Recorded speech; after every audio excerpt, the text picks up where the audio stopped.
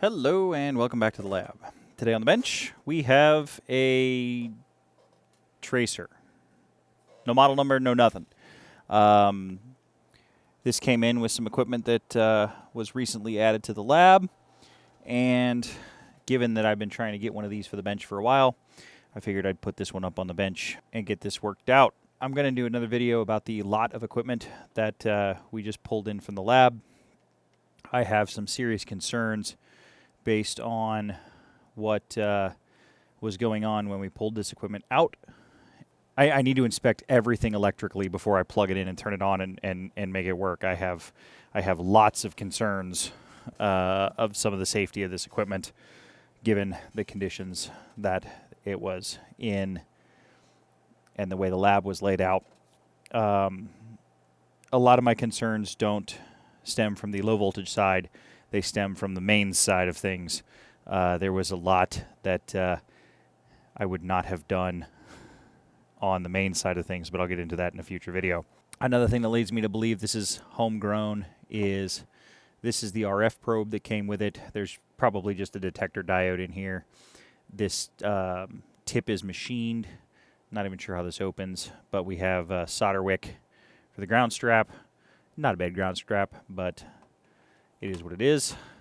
These probes are okay, but if we spin this unit around to the back, I can see through the paint where it says recorder, calibration, calibrate, and calibrate. So, and also it has some open holes in the back. So this is definitely not the original use for this back plate, which is fine, no big deal. We do have some vent holes, which is good because I have a feeling this is going to be tube-based. And this is one of the things that I'm concerned about, at least definitely in the beginning. This is a lamp cord. The fact that it's 2-wire isn't a big deal, but it's also a lamp cord. So I'd like to get something a little bit higher quality. There's also electrical tape wrapped around the strain relief. I don't know how tight that is, so we're going to address this mains cord for sure. To get in this particular unit, it looks like there's 4 screws on the back. That is not the case. There are feet that I've already removed just to make this easier. Haven't been inside yet, but and then the unit pops out the back. So what we'll do is we'll just pull this out, and then we'll push it. Okay, so here we go. Now I'm seeing a lot of things already that tell me this person who built this was incredibly noise conscious. The double shielding here between the back plate and the components. We have 4 vacuum tubes in it. This looks like a, what is this? That's a 6AU6. That's a 12AX7. And what is, oh, we have a 6005. So this is probably the power output tube for this unit. This plate looks homegrown and home bent and cut and punched, given some of the lines that are etched in it. The twisting on this wire, this is for noise reduction because this is AC from the AC line. So we have a switch and a volume control. That's kind of normal for these. And that has to come from the top of the unit in the back, but that's fine. Audio transformer, mains transformer. Like I said, some of the stuff that I don't like about the mains wiring is this could be done a little better. We'll redo that and get that a little bit more solid. I have some more electrical tape up here. I'm not a fan of electrical tape for long-term storage, or I mean long-term usage. It tends to go kind of sideways. All right, let's get this back off. I'm not seeing any like regulation or anything like that, so I'm wondering if this has a solid-state supply in it. That'd be really cool if it did. It'd be a nice mix of modern and tube amp gear. This back plate will come off with 4 screws. Have to deal with the line cord, but we'll pop that strain relief off, and then it will be able to move around without too much trouble. They make like a $6 tool on Amazon to get these strain reliefs out. I should probably pick that up. Nope, that's not going to work. So I have a couple of big caps. We do have some diode rectification in the power supply. That's definitely going to keep the heat down in here since this is a very shielded box.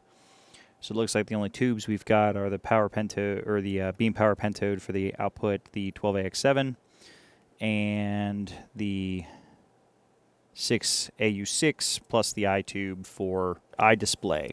So these are the bulk filters. We have 20 microfarad and 10 microfarad doing some different things. That looks like a ground point behind there. Probably want to replace this sun capacitor. This probably needs to go. I would imagine it is leaky at this point by now. This Rubicon might be okay. I'll want to test him for leakage and just see. That's a 450 volt 10 microfarad cap. This one for sure needs to be replaced. That is an 8 microfarad capacitor. This one needs to go. These guys need to go, and these two need to go. Probably this one and that one as well. So I got a little bit of work to do in here. Not a crazy amount of work to do in here, but a little. So I will get started replacing some capacitors. I'm going to start by taking a bunch of pictures, and then we'll replace some caps, and then we'll fire it up and see what happens. Okay, I have the unit hooked up and plugged in and turned on. I do not trust this unit yet, but I have already run into a number of issues when it comes to just replacing this one capacitor right here, which I'll show you guys here in a minute.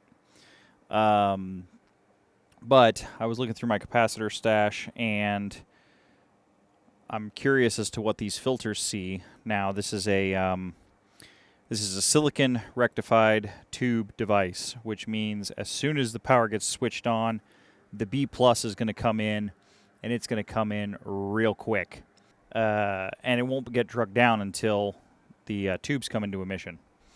The problem is that could leave a very high voltage sitting on these blue capacitors for a short period of time, and in a modern cap, that could be fatal to the capacitor. So I want to see what the rectifiers are putting out before I put a capacitor in there. I just got that one cap replaced. I've got all the connections made. Nothing's shorting out or anything. So I have it hooked up to the Variac and current limited supply. I have 117 volts coming out of the Variac. We are on isolation transformers, and I am watching the meters. I'm going to give it one bulb, which is going to give it about a half an amp. And I see 130... 150 volts, and I think the tubes are coming up. All right, let's give it full line voltage and see what happens. And we'll turn this up to 123 odd volts, and we'll give it full line voltage. All right, so I see 190 coming out of the transformer, so 200-ish volts. So that 300 volt cap is very healthy for it. Tubes are coming up into emission now, and we're falling a bit. Oh yeah, I see glow. Okay, we're waking up. And no magic smoke yet, which is always good. Okay, so we're seeing about 200 volts on those filters when the unit's on. Now that I've had it powered up as a safety feature, I'm going to let it bleed off and discharge for a while before I start poking my fingers in it again. And then we will see what's next. I don't know if I want to attack the filters next or these guys on the side. Okay, lots of work has been done. I got this monstrosity out of there. I had to add that tie point here because the capacitors that were sitting here on this end were just kind of floating in space, and where the two caps joined back here was used as a join point for this potentiometer, and to bring that over to this lug over here. I've moved a lot of stuff around to kind of space out a couple of these a couple of these tie points were well overloaded. You had wire on top of wire on top of wire, and some of the stuff was even wrapped around the outside. So I had to move some of those around. Let's see. I got to zap strap this cap and that cap. No, they're fine. They won't touch the chassis. These two capacitors were these big Mallories. They're gone. These were toast for sure. Like this one. This cap even rattles. You can't hear it on the camera, but I mean there's something moving in the capacitor, so it's toast. This one's leaky too. That one's electrically leaky. This is a wax capacitor. This one's gone. I still have to deal with one more capacitor underneath this Sangamo down here, this guy. I also got delayed because of this wire.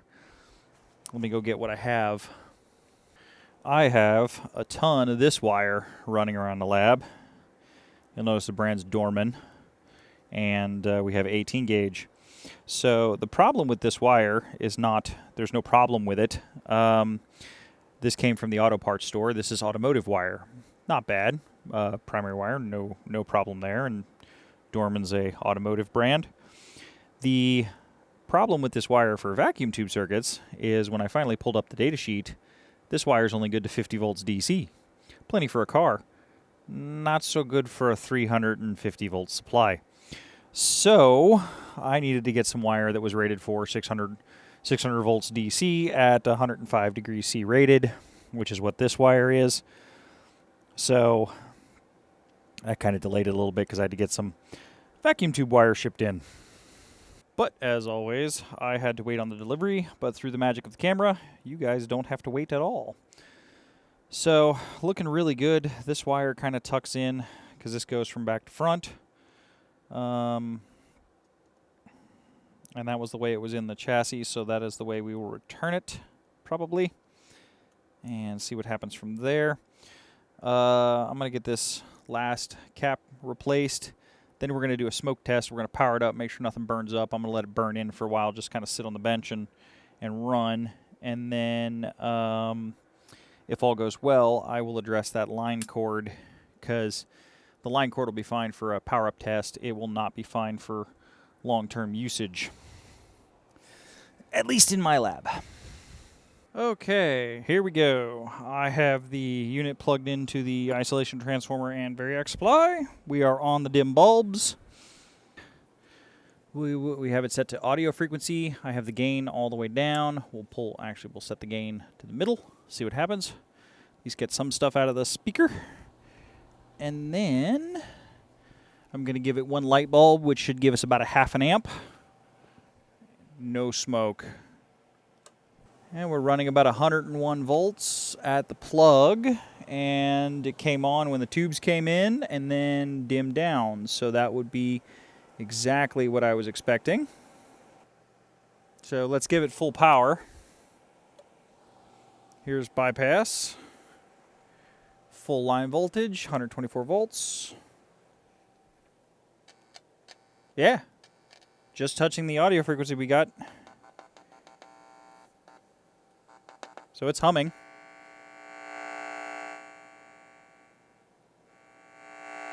Plenty of gain. All right. Let's move this off the isolation supply, and then let's check and see if we have any AC or DC reference to ground on the chassis. We shouldn't, so that would make it safer to handle. Don't want to go sticking my fingers in there just yet, because we have a tube circuit, so there's elevated voltages everywhere. So we'll go ahead and power this off for a second. We are now ground referenced. So what we're going to do is take a meter. Now I'm in North America, so earth, ground, and neutral are... Yeah, we got nothing on the chassis in terms of DC. What about AC? There's about 10 volts elevated on the chassis in terms of DC, but it's probably a phantom. If I go low impedance, let me get a battery DMM, and if I go low impedance, that should probably go away. Okay, so it's just, I have the meter set up for 400 milliamp on the milliamp scale. And we are in milliamps AC to one of the front end, and we're at 0.04 milliamp AC. So that's just capacitive leakage. Don't think we have a problem there. And that is to earth ground in the outlet. Once again, do not take any of these measurements unless you are used to doing them. Working with mains voltage has inherent risks. Always take care.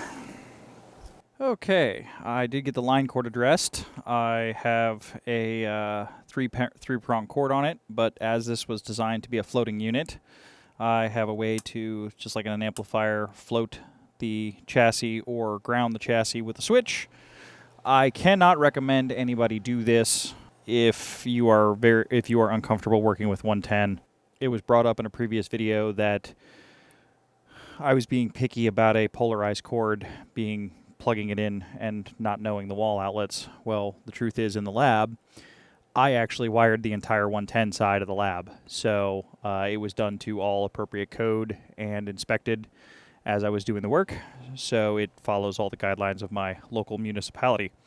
So I'm well versed in working on 110. I've done it for years, but it is not something to take lightly. 110 is actually a little bit more dangerous than 240 because people get a little complacent around 110. And especially working on mains, because here we have derived voltages where there's a transformer, there's some current limiting. When you're working on the outlet, say back there, your current limit is 15 amps. That's not designed to save your life. That's designed to keep that place from burning down and save the wiring. I personally don't even work on this stuff energized. I know some guys that do. I don't. I am not an electrician. I'm not that experienced, at least in the mains world. So when I work on it, I shut off the breakers and things like that and turn the stuff off. So definitely take care and take precaution.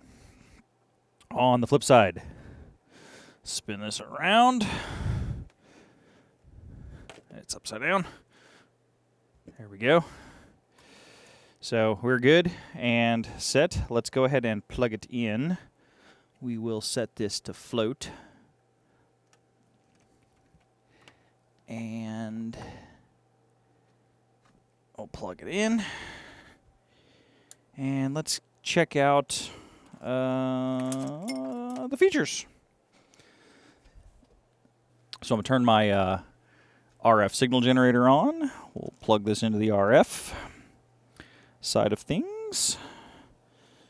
Have some gain. We will set this to RF and not noise. Be very careful setting this to noise. I will show that here in a moment.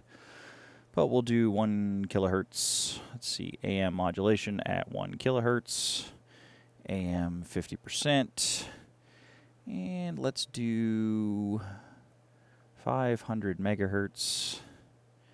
And we'll do an amplitude of 10 millivolts. I got the gain about halfway up. We're on RF. I can hear it. I don't know if the eye tube's reacting. Switch the eye on. I can't see it reacting, but I'll turn the gain up. This is at 10 millivolts coming out of my RF generator at, let's go down to 100 microvolts. 100 microvolts, I can't hear it. 1 millivolt.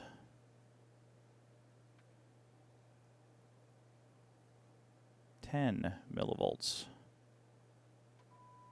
I've got it at 10 millivolts. Let's see, 5 millivolts.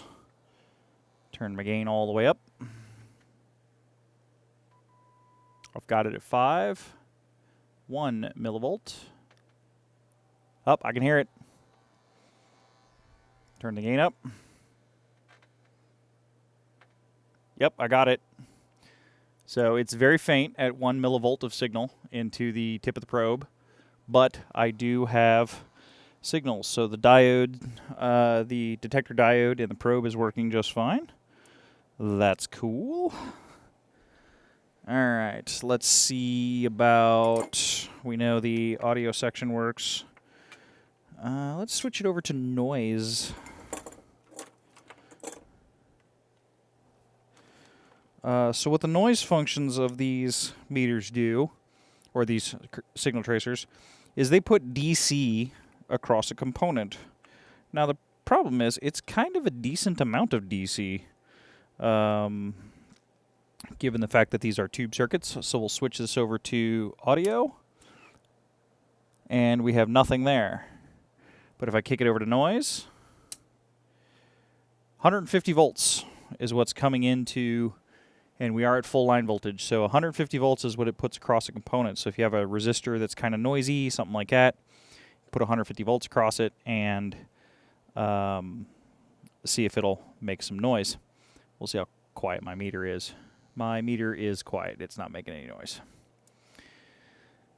So all in all, this guy is working just fine. I'm going to put him in the case, and I'm going to call this one done. Okay, now that this thing is safely back in its case and I don't have to watch the lab cat like a hawk, I'm going to let this burn probably for the rest of the night, just make sure it doesn't have any problems, and see where it goes from there. In terms of bad parts, these electrolytic caps may or may not have been good. I just decided to replace them because I was in there. These were definitely bad. This is a wax and paper, dead electrolytic, wax and paper. These Sangamos are usually done.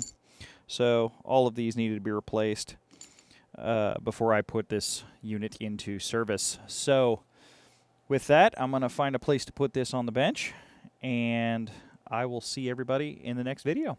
As always, in the meantime, I will be down in the comments below.